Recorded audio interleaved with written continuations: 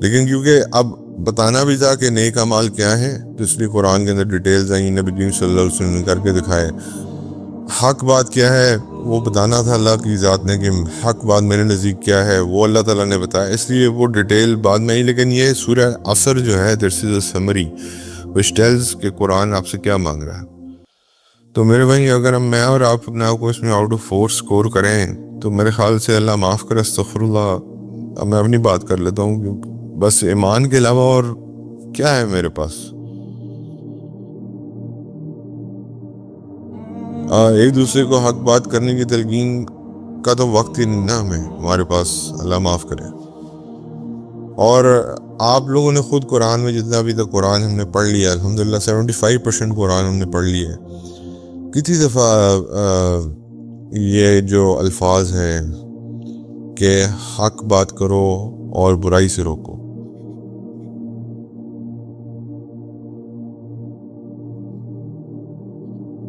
الحمدللہ رب العالمین، الصلاۃ والسلام علی رسول الکریم، اما بعد فاعوذ باللہ من الشیطان الرجیم، بسم اللہ الرحمن الرحیم، رب اشرح لی صدری یسر لی امری واحلل عقدۃ من لسانی یفقہوا قولی۔ سورہ العصر بڑی مشہور صورت ہے۔ صحابہ کرام فرمایا کرتے تھے کہ اگر قرآن نازل نہ ہوتا، صرف یہ صورت نازل ہو جاتی، صرف یہ صورت 3 آیتوں کی، 3 آیتوں میں بات سمجھا دی اللہ نے، تو ہماری یہ کافی تھی فار دا گائیڈنس۔ سورہ عصر بیسیکلی اللہ رب العزت فرماتے ہیں والعصر، یعنی کہ قسم ہے زمانے کی۔ یہ زمانے کی قسم کا کیا مطلب ہے؟ یہ جو ٹائم ٹک ٹک ٹک ٹک کر رہا ہے نا، اس کی قسم کھا رہے ہیں اللہ۔ اور یہ زمانے کی قسم کیوں کھا رہے ہیں؟ شروع سے زمانہ شروع ہوا ہوا ہے، جب سے اللہ تعالیٰ نے اس دنیا کو کریٹ کیا تھا، ہر زمانے میں یہ پرابلم ہے، اور اللہ تعالیٰ نے ہر زمانے کی قسم کھائی ہے۔ یعنی کہ جو آدم علیہ السلام سے لے کے نوح علیہ السلام کا زمانہ تھا، اس کی بھی اللہ نے قسم کھائی۔ نوح علیہ السلام سے لے کے ادریس علیہ السلام تک کا زمانہ تھا، اس کی بھی اللہ نے قسم کھائی۔ آگے انبیاء کا زمانے جتنے آئے، پھر صحابہ کے زمانے جتنے آئے، اب پھر اس کے بعد آگے جو زمانے آئے اور جو زمانے چل رہے ہیں اور جو زمانے بعد میں آئیں گے، سب کی قسم کھا رہا ہے۔ یہ this applies for all the time, یہ یاد رکھیے۔ ان الانسان لفی خسر، اللہ تعالیٰ فرماتے ہیں بے شک انسان خسارے میں ہے، یعنی کہ قسم کھا کے اللہ یہ بات کہہ رہے ہیں۔ تو دس شوز کہ اللہ کی ویسی اللہ کو قسم کھانے کی ضرورت نہیں ہے، اللہ کی بات ویسی پتھر پہ لکیر ہے، لیکن جسٹ ٹو وہ جہاں اللہ قسم کھاتے ہیں نا، اس چیز کو اللہ تعالیٰ بیسکلی یہ بتا رہے ہیں کہ this is so important, actually everything is important but this is extra important. انسان خسارے میں، یعنی کہ ہر انسان خسارے میں ہے، ہر انسان، یعنی کہ میں آپ سب خسارے میں ہیں، کیونکہ میں اور آپ اللہ کی نعمتوں کا جو ہے وہ تو کہیں سے بھی پورا نہیں کر سکتے، جو اللہ کی نعمتیں مجھے اور آپ کو ملی ہوئی ہیں، اور جن انسانوں کو بھی پہلے ملی اور جن کو بعد میں ملیں گی، اس کا کوئی بھی اللہ تعالیٰ کو ری پے نہیں کر سکتا۔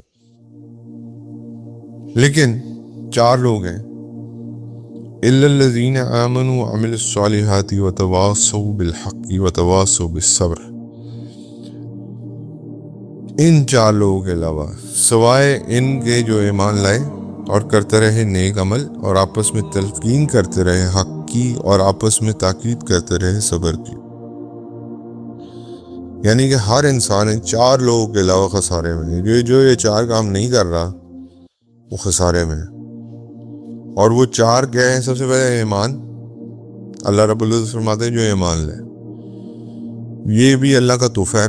پہلا جو ہے کہ اللہ نے مجھے اور آپ کو مسلمانوں کا گھر پیدا کر دیا، یہ اللہ کا تحفہ ہے۔ خدا نہ خواستہ مجھے اور آپ کو اللہ کسی اور کے گھر پیدا کر دیتا، کسی اور مذہب کے گھر یا کسی غیر مذہب کے گھر پیدا کر دیتا، میں اور آپ کیا کر لیتے؟ اللہ نے مجھ سے پوچھ کے تو نہیں بھیجا تھا مجھے کہ تو میں مسلمان کے گھر پیدا کروں، ہندو کے گھر پیدا کروں، کرسچن کے گھر پیدا کروں، جو کے گھر پیدا کروں، یا کسی ایتھیسٹ کے گھر پیدا کروں، کدھر پیدا کروں، یا کسی کمیونسٹ کے گھر پیدا کروں، کدھر پیدا کروں؟ We were not asked this۔ یہ اللہ کی مہربانی ہے، یہ جو پہلا پارٹ ہے اس کا، یہ اللہ ہی کی طرف سے ہمیں ملا ہوا ہے۔ تو یہ جو ایمان لائیں کا مطلب کیا ہے؟ اس کو اگر آپ کنیکٹ کریں قرآن کی ایک اور آیت سے، جس میں اللہ فرماتے ہیں کہ اے ایمان والو ایمان لے آؤ. اب اس بات کا کیا مطلب ہے؟ ایمان کون سا لانا ہے؟ صرف یہ نہیں کہ کلمہ لا الہ الا اللہ محمد رسول اللہ. ٹھیک ہے، یہ انشاءاللہ اللہ سے امید ہے کہ جس نے یہ کلمہ پڑھا ہے وہ انشاءاللہ دوزخ سے بچے گا، اور اسی پہ اگر اس کی موت ہوئی تو. لیکن ایمان کیسا لانا ہے؟ جیسے صحابہ کا ایمان تھا، جیسے ان لوگوں کا ایمان تھا جن کو اللہ تعالیٰ نے سرٹیفکیٹ دیا. تو ایمان خالی یہ نہیں لانا کہ بس اللہ وحدہ لا شریک ہے. یہ تو مطلب کہ this is something which can not be, خدا نخواستہ اس میں تو کوئی ملاوٹ ہو ہی نہیں سکتی. لیکن ایمان کا جو اصل وہ ہے جو اللہ تعالیٰ نے بینچ مارک رکھا ہے، وہ جو اللہ اور اس کے رسول کے صحابہ تھے ویسا ایمان کہ ہر چیز پہ قرآن کی ایک ایک آیت پہ عمل، نبی کریم صلی اللہ علیہ وسلم کی ایک ایک سنت پہ عمل. ان جہاں ہو جائے غلطی ہوتی ہے انسان سے، اللہ تعالیٰ سے استغفار کر لے. دوسرا پارٹ یہ ہے کہ نیک عمل کرے. نیک عمل میں کیا آتا ہے؟ نماز آتی ہے. آپ کو پتہ ہے کہ پہلا پارٹ آپ کا پہلا پلر توحید ہے، دوسرے پھر 4 پلرز ہیں. اس میں نماز آ رہی ہے، جس میں آپ کا زکوٰۃ آ رہی ہے، روزہ آ رہا ہے، اور حج آ رہا ہے. تو یہ 4 تو آپ نے کرنے ہی کرنے، تو فرائض ہے. ٹھیک ہے، یہ تو آپ چھوڑ نہیں سکتے. نماز آپ چھوڑ نہیں سکتے کیونکہ توحید کے بعد سب سے بڑی جو عمل ہے وہ نماز ہے. اس کے بعد زکوٰۃ آپ چھوڑ نہیں سکتے، فرض ہے. ادھر جہاد ہو گئے منکرین زکوٰۃ کے اوپر، تو وہ آپ چھوڑ نہیں سکتے. اس کے بعد روزے آپ چھوڑ نہیں سکتے. اگر ایک روزہ رمضان کا آپ چھوڑتے ہیں تو آپ اس کے بارے میں آتا ہے روایت میں کہ پوری عمر بھی اگر آپ روزے رکھتے رہے نا اس کا ثواب نہیں پا سکتے، جان کے جو ایک رمضان کا روزہ چھوڑ دا. اس کے بعد حج استطاعت اگر اللہ نے دی ہے تو وہ بھی نہیں آپ چھوڑ سکتے. You have to go and perform once in your lifetime. اگر اللہ نے استطاعت دی ہے فائنینشلی، ہیلتھ وائز اللہ نے دی ہے تو وہ آپ نے کرنا ہی کرنا. لیکن اس کے علاوہ پھر اور اعمال ہیں نا، یہ تو آپ کی عبادات ہیں، پھر معاملات ہیں. آپ جھوٹ نہیں بول سکتے، آپ خیانت نہیں کر سکتے، آپ بددیانتی نہیں کر سکتے، آپ کسی کو دھوکہ نہیں دے سکتے، آپ کسی کی غیبت نہیں کر سکتے، معاذ اللہ آپ زنا نہیں کر سکتے. یہ کچھ باؤنڈریز ہیں جو اللہ نے آپ پہ لگائی ہیں. آپ جو ہے وہ کسی کا دل آزاری نہیں کر سکتے، آپ کسی کو تکلیف نہیں بلا وجہ تکلیف دے سکتے. اور جیسے میں بار بار یہ حدیث ریپیٹ کرتا ہوں کہ نبی کریم صلی اللہ علیہ وسلم نے کعبہ کو دیکھ کہا کہ تیری عزت اور حرمت کتنی بڑی، لیکن تیری حرمت ایک مسلمان سے بڑھ کے نہیں ہے. اور ادھر ہم روزانہ مسلمانوں کی حرمت پامال کرتے ہیں. تو یہ کام میں اور آپ نہیں کر سکتے.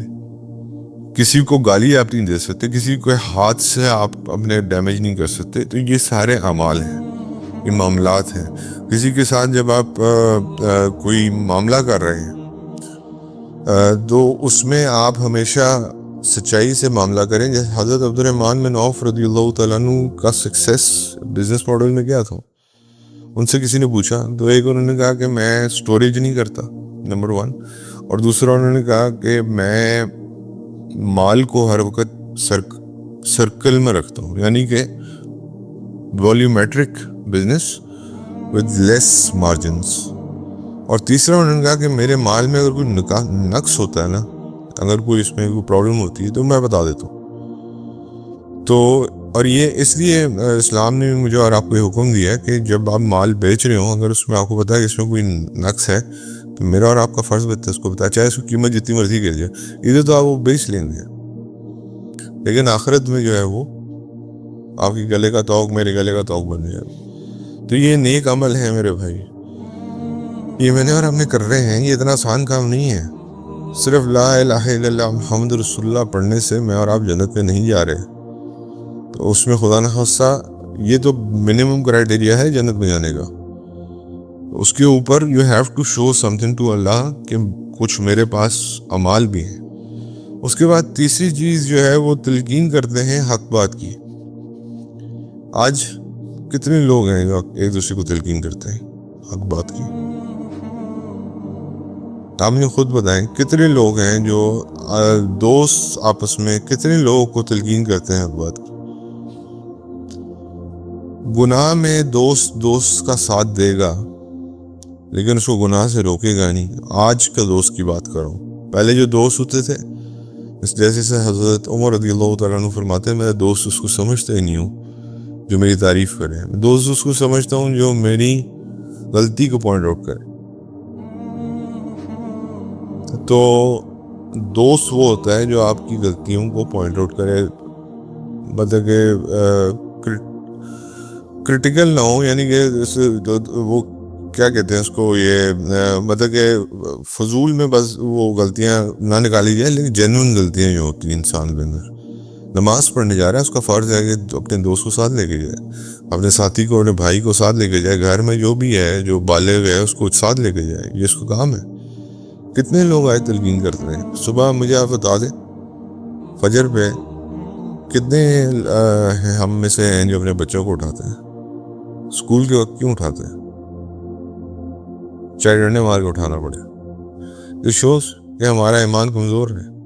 اسکول ہمیں زیادہ امپورٹنٹ لگتا ہے, اللہ کی نماز ہمیں امپورٹنٹ نہیں لگتی.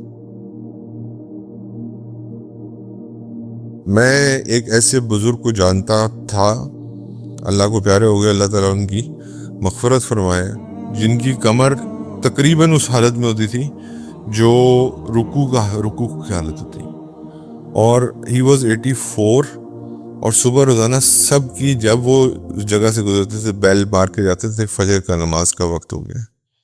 He was in the most difficult condition himself, رکوع کی کنڈیشن میں وہ چلتے تھے, اور لیکن ہر ایک گھر بیل مارتے تھے کہ جاؤ. یہ ہے تلقین.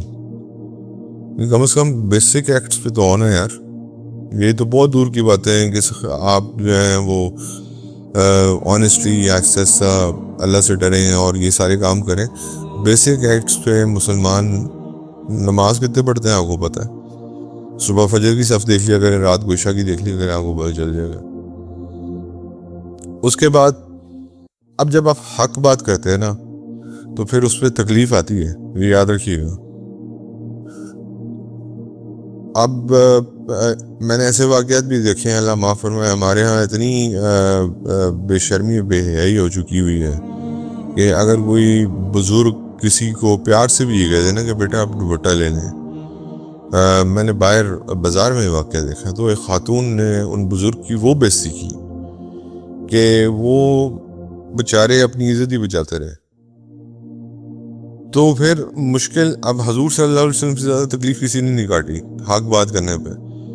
پتھر مارے گئے, تکلیفیں دی گئیں, 3 سال کا بوائیکاٹ کر دیا گیا, تو حق پہ تکلیف تو آئے گی بھائی. اس کا مطلب کہ آپ کو تکلیف نہیں آ رہی حق بات کرنے پہ, تو اس کا مطلب ہے کہ آپ کی یا تو حق بات ٹھیک نہیں ہے یا آپ اس کی بات کو کوئی گول مول کر کے پیش کر رہے ہیں. تو حق بات پہ جو پرابلم آئے گی اس پہ آپ نے صبر کرنا ہے. یہ چوتھی نشانی میں. تو یہ 4 نشانیاں جس کے اندر ہیں, صرف یہ انسان خسارے میں نہیں ہے, باقی سب خسارے میں. اور یہ نہیں کہ 3 ہے تو پھر بھی میں بچ جاؤں گا. اللہ کرے 4, I need 4. پہلی میرے اوپر ایمان لانا, دوسرا نیک عمل کرنا, تیسرا اچھی بات کی تلقین کرنا, اور چوتھا پھر صبر کرنا. یہ 4 چیزیں آپ پہ ہونی چاہیے. صرف یہ لوگ جو 4, اب صحابہ یہی کہتے تھے کہ یہ جیسے میں نے آپ کو شروع میں بتایا, وہ کہتے تھے کہ قرآن پورا نہ نازل ہوا تھا, ہمیں صرف یہی پتہ چلتا تھا یہ 4 لوگ کامیاب ہیں, مطلب جن کے اندر یہ 4 اوصاف ہیں. تو ہم بس یہی 4 چیزیں پکڑ لیتے. لیکن کیونکہ اب بتانا بھی تھا کہ نیک اعمال کیا ہے, تو اس لیے قرآن کے اندر ڈیٹیلز آئیں, نبی کریم صلی اللہ علیہ وسلم نے کر کے دکھائے. حق بات کیا ہے وہ بتانا تھا اللہ کی ذات نے, کہ حق بات میرے نزدیک کیا ہے وہ اللہ تعالیٰ نے بتایا, اس لیے وہ ڈیٹیل بعد میں ہی. لیکن یہ سورہ عصر جو ہے this is a summary which tells کہ قرآن آپ سے کیا مانگ رہا ہے. تو میرے بھائی اگر میں اور آپ اپنے آپ کو اس میں آؤٹ آف 4 سکور کریں تو میرے خیال سے اللہ معاف کرے, استغفر اللہ, اب میں اپنی بات کر لیتا ہوں کہ بس ایمان کے علاوہ اور کیا ہے میرے پاس؟ ایک دوسرے کو حق بات کرنے کی تلقین کا تو وقت ہی نہیں نا ہمارے پاس، اللہ معاف کرے۔ اور آپ لوگوں نے خود قرآن میں جتنا ابھی تک قرآن ہم نے پڑھ لیا، الحمدللہ 75% قرآن ہم نے پڑھ لی ہے، کتنی دفعہ یہ جو الفاظ ہیں کہ حق بات کرو اور برائی سے روکو، یعنی کہ اور تمہاری خصوصیت ہی یہی ہے کہ تم اچھی بات کرتے ہو اور برائی سے روکتے ہو، اس امت کی خصوصیت ہی ہے۔ میں اور آپ اگر اللہ تعالیٰ کے نزدیک کسی وجہ سے اگر امپورٹنٹ ہے نا، تو صرف اس وجہ سے امپورٹنٹ ہے کہ ایک توحید، اور دوسرا یہ کہ اچھی بات کا حکم دیتے ہیں اور برائی سے روکتے ہیں۔ تو اگر میرے اندر یہ دونوں چیزیں موجود نہیں ہیں، مطلب کہ توحید کے اندر بھی اللہ معاف کرے آج کل جس طرح کی ملاوٹیں آ گئی ہیں، اور پھر اس کے بعد جو ہے وہ اچھی بات کرنا اور برائی سے روکنا والا بھی پارٹ موجود نہیں ہے، تو پھر I am not nothing special. یہی مسئلہ بنی اسرائیل کا تھا، یہ لوگ یہی کرتے تھے کہ صبح اگر کسی کو برائی کرتے ہوئے دیکھتے تھے تو رات کو اس کو منع کرتے تھے، رات کو بعد بھی ان کے ساتھ بیٹھ کے کھانے بھی کھاتے تھے۔ میں نے آپ کو بتا دیا تھا کہ اللہ نے بندر بنا دیا تھا، پھر ان کو جنہوں نے روکا بھی نہیں ان کو بھی بندر بنا دیا اللہ نے۔ تو اس لیے آج جو ہمارے ملک میں مسائل آ رہے ہیں نا، حکومت کیا، یہ حکومت کی شکل میں جو ہم لوگوں پہ لوگ نافذ ہیں، یہ اداروں کی شکل میں جو لوگ نافذ ہیں، یہ ہمارے اوپر عذاب ہے، کیونکہ ہمارے اندر یہ چیزیں موجود نہیں ہیں۔ زلزلوں کی کثرت آپ کے سامنے ہے، قیامت کی نشانیوں میں سے نشانی ہے، اور یہ عجیب جو انوائرمنٹل ڈسٹربنس ہے، یہ ساری قیامت کی نشانیوں میں سے نشانی ہے۔ تو بات یہ ہے کہ یہ صرف ہمارے اعمال کی وجہ سے ہو رہا ہے۔ کیوں؟ کیونکہ جتنی جلدی برائی پھیل رہی ہے، اتنے لوگ نہیں ہیں جو برائی کو روکنے والے ہوں، اس کے 10% بھی نہیں ہے۔ تو سورہ عصر مجھے اور آپ کو یہ حکم دے رہی ہے کہ بھائی خدا کے لیے ابھی بھی راستے پہ آ جاؤ، ابھی بھی ٹائم ہے، اور آخری غرغرہ آنے سے پہلے جو ہے یہ 4 چیزیں اپنے اندر پیدا کر لو، ادروائز یو آر ان خسارہ۔ اور خسارہ اللہ کے نزدیک کیا ہے؟ معاذ اللہ جہنم۔ اللہ تعالیٰ ہمیں سے محفوظ فرمائے۔ جزاکم اللہ خیر۔ سیدہ عائشہ صدیقہ رضی اللہ تعالیٰ عنہ فرماتی ہیں کہ نبی کریم صلی اللہ علیہ وسلم نے یہ بات ارشاد فرمائی، مومن اپنے اخلاق کے ذریعے روزے دار اور نوافل ادا کرنے والے شخص کا درجہ بوا لیتا ہے۔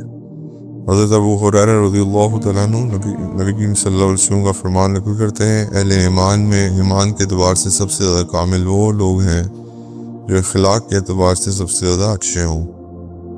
حضرت اسامہ بن شریک رضی اللہ تعالیٰ عنہ بیان کرتے ہیں، لوگوں نے عرض کیا یا رسول اللہ، بندہ مسلم کو جو چیزیں دی گئی ہیں ان میں سب سے افضل چیز کیا ہے؟ اللہ کے نبی نے فرمایا اچھے اخلاق۔ حضرت عبداللہ بن عمر رضی اللہ تعالیٰ عنہ فرماتے ہیں کہ نبی کریم صلی اللہ علیہ وسلم فحش گفتگو نہیں کرتے تھے، بد زبانی کا مظاہرہ نہیں کرتے تھے، آپ یہ فرمایا کرتے تھے تم لوگوں میں زیادہ بہتر وہ لوگ ہیں جن کے اخلاق زیادہ اچھے ہوں۔ قتادہ رحیم اللہ بیان کرتے ہیں کہ میں نے حضرت انس بن مالک رضی اللہ تعالیٰ عنہ سے دریافت کیا، نبی کریم صلی اللہ علیہ وسلم کے زمانہ اقدس میں مصافحہ ہوتا تھا؟ انہوں نے جواب دیا جی ہاں۔ قتادہ رحیم اللہ بیان فرماتی کرتے ہیں کہ حسن بصری رحیم اللہ مصافحہ کیا کرتے تھے۔ حضرت برار رضی اللہ تعالیٰ عنہ حضرت نبی کریم صلی اللہ علیہ وسلم کا یہ فرمان نقل کرتے ہیں، سلام کو پھیلاؤ تم لوگ سلامت رہو گے۔ شریع اپنے والد ہانی کا بیان نقل کرتے ہیں کہ انہوں نے عرض کیا یا رسول اللہ صلی اللہ علیہ وسلم، آپ مجھے ایسی چیز کے بارے میں بتائیے کہ جو میرے لیے جنت کو واجب کر دے۔ نبی کریم صلی اللہ علیہ وسلم نے فرمایا، عمدہ کلام کرنا، سلام کو پھیلانا اور تم پر لازم ہے۔ حضرت ابو ہریرہ رضی اللہ تعالیٰ عنہ بیان کرتے ہیں کہ یہ فرمان نقل کرتے ہیں حضرت ابو ہریرہ رضی اللہ تعالیٰ عنہ نبی کریم صلی اللہ علیہ وسلم کا یہ فرمان نقل کرتے ہیں، کیا میں تمہیں تمہارے بہترین لوگوں کے بارے میں نہ بتاؤں؟ لوگوں نے عرض کیا جی ہاں یا رسول اللہ صلی اللہ علیہ وسلم۔ نبی کریم صلی اللہ علیہ وسلم نے فرمایا، جن کی عمر زیادہ طویل ہو اور جن کے اخلاق زیادہ اچھے ہوں۔ حضرت عبداللہ رضی اللہ تعالیٰ عنہ بیان کرتے ہیں کہ ایک شخص نے عرض کیا، یا رسول اللہ صلی اللہ علیہ وسلم، میں اچھائی کرنے والا کب شمار ہوں گا؟ نبی کریم صلی اللہ علیہ وسلم نے فرمایا، جب تمہارا پڑوسی یہ کہے کہ تم اچھے ہو تو تم اچھے ہو گئے، اور لوگ یہ کہیں گے کہ تم برے ہو تو تم برے ہو گئے۔ حضرت عبداللہ بن عمر رضی اللہ تعالیٰ عنہ روایت کرتے ہیں کہ نبی کریم صلی اللہ علیہ وسلم نے ارشاد فرمایا، اللہ تعالیٰ کے نزدیک ساتھیوں میں سب سے زیادہ بہتر شخص وہ ہے جو اپنے ساتھی کے حق میں بہتر ہو، اور اللہ تعالیٰ کے نزدیک پڑوسیوں میں سب سے بہتر پڑوسی وہ ہے جو اپنے پڑوسیوں کے حق میں بہتر ہو۔ حضرت ابو ذر غفاری رضی اللہ تعالیٰ عنہ سے روایت کرتے ہیں کہ نبی کریم صلی اللہ علیہ وسلم نے ارشاد فرمایا، جب تم ہنڈیا پکاؤ تو اس میں شوربہ زیادہ کر لو، کیونکہ اہل خانہ اور پڑوسیوں کے لیے زیادہ گنجائش والا ہو جائے گا۔ سیدہ عائشہ رضی اللہ تعالیٰ عنہ فرماتی ہیں کہ نبی کریم صلی اللہ علیہ وسلم نے یہ بات ارشاد فرمائی، جبرائیل مجھے مسلسل پڑوسی کے بارے میں تلقین کرتے رہے، یہاں تک کہ میں نے یہ گمان کیا کہ وہ اسے وارث قرار دے دیں گے۔ حضرت عبداللہ بن عمر رضی اللہ تعالیٰ عنہ بیان کرتے ہیں کہ نبی کریم صلی اللہ علیہ وسلم نے ارشاد فرمایا، رحمان کی عبادت کرو، سلام کو پھیلاؤ، کھانا کھلاؤ اور جنت میں داخل ہو جاؤ۔ حضرت عبداللہ بن عمر رضی اللہ تعالیٰ عنہ بیان کرتے ہیں کہ ایک شخص نے اللہ کے نبی صلی اللہ علیہ وسلم سے سوال کیا، کون سا اسلام زیادہ بہتر ہے؟ نبی کریم صلی اللہ علیہ وسلم فرمایا، تم کھانا کھلاؤ اور جسے تم جانتے ہو اور جسے نہیں جانتے اسے سلام کرو۔ حضرت فضالہ بن عبید رضی اللہ تعالیٰ عنہ نبی کریم صلی اللہ علیہ وسلم کا بیان نقل کرتے ہیں، سوار شخص پیدل کو چلنے والے کو سلام کرنا چاہیے، پیدل چلنے والے کو بیٹھے ہوئے شخص کو سلام کرنا چاہیے، اور تھوڑے لوگوں کو زیادہ لوگوں کو سلام کرنا چاہیے۔ حضرت ابو ہریرہ رضی اللہ تعالیٰ عنہ روایت کرتے ہیں کہ نبی کریم صلی اللہ علیہ وسلم نے فرمایا، جب کوئی شخص کسی محفل میں آئے تو اسے سلام کہنا چاہیے، اور جب وہ اٹھے تو سلام کرنا چاہیے، کیونکہ پہلا دوسرے کے مقابلے میں زیادہ حقدار نہیں ہوتا۔ اللہ عمل کی توفیق عطا فرمائے۔